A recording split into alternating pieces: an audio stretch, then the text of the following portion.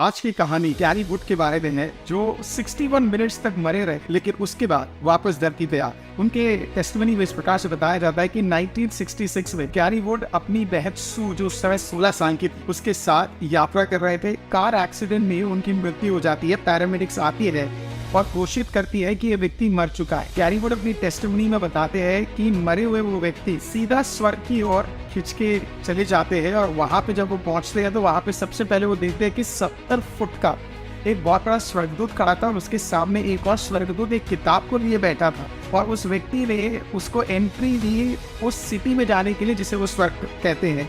Gary would बताते हैं कि स्वर्ग में उन्होंने विभिन्न कमरों को देखा। पहला कमरा जहाँ पे एक किताब के अंदर ये लिखा गया है कि कौन कितने लोगों को परमेश्वर यीशु मसीह का सुसमाचार बता रहा है।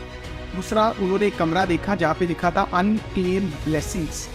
वो कहते हैं इस प्रकार से कि वहाँ के अंदर हर प्रार्थना का उत्तर वहाँ पे रखा गया है, और जब समय आता है तो उन उत्तरों को स्वर्गदूतों के द्वारा नीचे लेकर आया जाता है। कुछ देर बाद गैरी वुड को अपनी बहन का आवाज़ सुनाई देता है। साथ में खड़ा हुआ व्यक्ति उन्हें इस प्रकार से बोलता है कि उसे वापस धरती पे जाना पड़ेगा और लोगों को सुसमाचार बताना पड़ेगा और कहना पड़ेगा कि स्वर्ग सत्य है।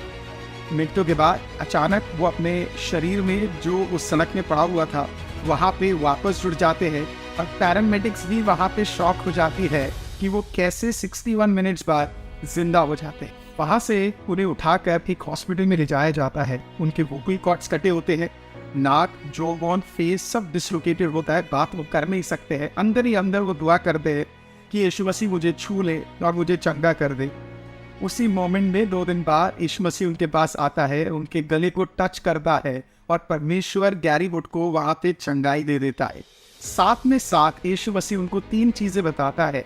पहला, कि अंत के दिनों में मैं सब चीज़ों के ऊपर रेस्टोरेशन लाने जा रहा हूँ।